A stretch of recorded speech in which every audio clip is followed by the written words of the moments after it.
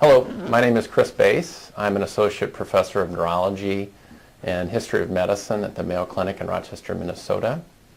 And my article entitled "The Founding of the Mayo School of Graduate Medical Education" will be coming out in a future issue of Mayo Clinic Proceedings.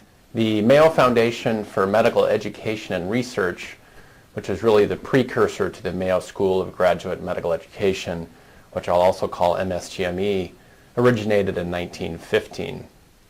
My other administrative hats at Mayo Clinic in Rochester include being an associate dean in MSGME and medical director of the Mayo Clinic Center for the History of Medicine. So because of that, I sort of felt like I needed to do something for this centennial. One thing you always think about when you do history of medicine research, or people will ask me, who cares? What's the point of this?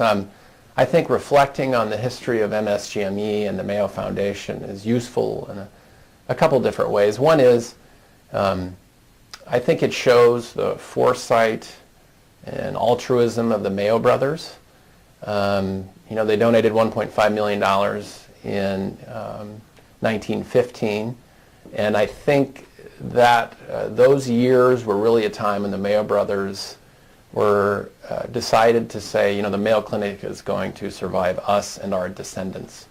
So they were really thinking long-term about how to endow the Mayo Clinic with the ability to do top-notch graduate medical education and research at the same time while focusing on patient care. So my co-authors and I thought the best way to approach this would be to look in the Mayo Clinic Historical Unit at the archives. Also looked through archival material concerning Lewis Wilson, who was the first medical director of the Mayo Foundation. And there were some myths out there that, for example, Mayo Clinic in Rochester was really the site of origin of the American medical residency. It turns out that's not true. The American medical residency really started in 1889 in Johns Hopkins in Baltimore, Maryland. But there are some innovative things that came out of the Mayo Foundation, and I think it was important to highlight those. The Mayo Foundation for Medical Education and Research was endowed by the Mayo brothers. The purpose of the Mayo Foundation for Medical Education and Research was to really create a higher standard for training medical and surgical specialists. So at this time period, there's really no way to show, or no clear way to show, that you are qualified as a surgeon or an internist. The Mayo Foundation was established, and I think they did two very creative things.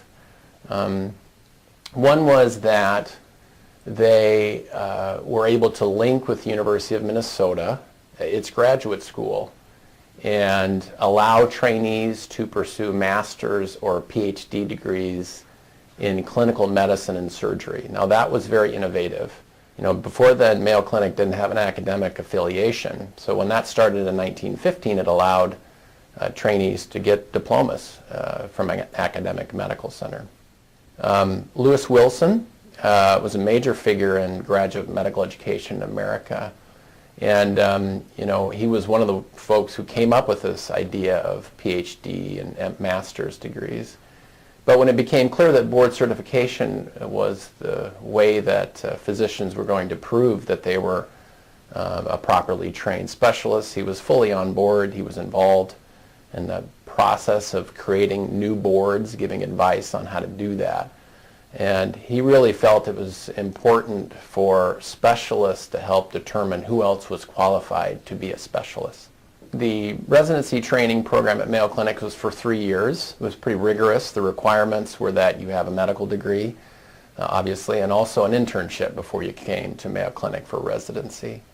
I think the other really creative part of the Mayo Clinic residency was that the residency program itself wasn't pyramidal, which was really prevalent in the early 1900s, before World War II in America. Basically every year a certain percentage of trainees were cut from the program. So if you were in a 3-year program, maybe 6 of you started, and then the next year there were 3 of you, and then the next year there was just 1 chief resident. So at Mayo, if you did well, you were guaranteed that you would have a residency slot for 3 years.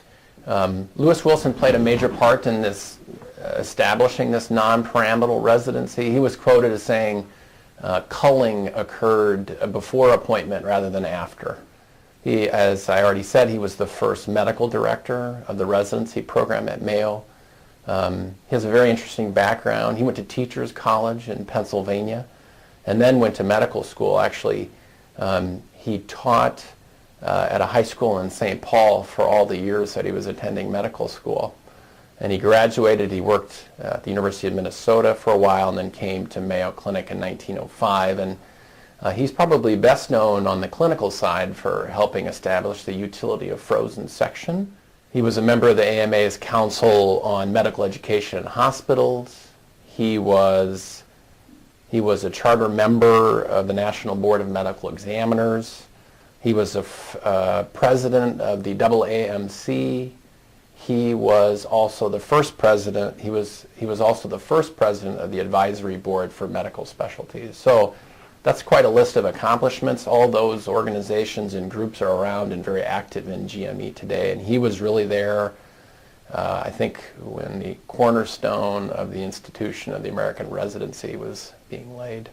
The other thing I think highlights the importance of the study is that I think it's always useful to think about how we got where we are now. And that applies to scientific research or to graduate medical education in America. So the summary of the findings of my paper are that the non-pyramidal residency that was put in place at Mayo Clinic in 1915 was really, that spread to the rest of America after World War II and is the system still in place now. The Mayo Foundation really was focused on trying to figure out how they could improve the training of specialists. And finally, the paper highlights the important contributions of Lewis Wilson, an underappreciated figure in American graduate medical education. We hope you found this presentation from the content of Mayo Clinic Proceedings valuable. Our journal's mission is to promote the best interests of patients by advancing the knowledge and professionalism of the physician community.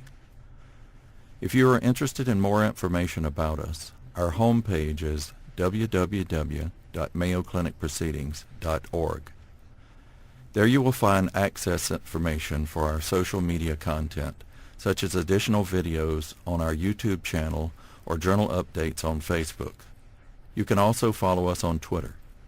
More information about healthcare at Mayo Clinic is available at www.mayoclinic.org.